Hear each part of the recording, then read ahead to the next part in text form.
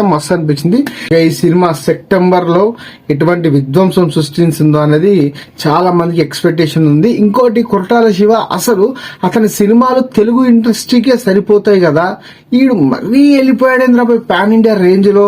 ఏదో త్రిపుల తర్వాత ఎన్టీఆర్ కి చాలా మార్కెట్ ఉంది అని అనుకున్నాం కానీ తాను తీసిన మేకింగ్ అసలు కొరటాల సినిమా వేరు, ఇప్పుడు వస్తున్న కొరటాల సినిమా వేరు. ఎందుకంటే అప్డేట్ అయింది ఎన్టీఆర్ కాదట, కొరటాల ఎంటీఆర్ అయిండు.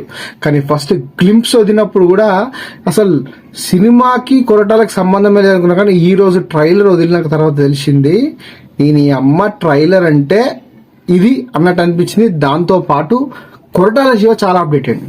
ఈ సినిమాకి భారీ బడ్జెట్ గా ఉంది, ఇట్లా వసూలు అయిపోతాయి. ఎందుకంటే ఇప్పుడు సైఫ్ అలీ ఖాన్ విషయానికి వస్తే ఇక దీంట్లో నాకు తెలిసి బ్రేక్ ఈవెన్ డీటెయిల్ ఏమైనా ఉంది మాట్లాడుకోవాలంటే సైఫ్ అలీ ఖాన్ అండ్ దేవరా ఇద్దరు ఫ్రెండ్స్ ఉన్నట్టు ఉంటారు.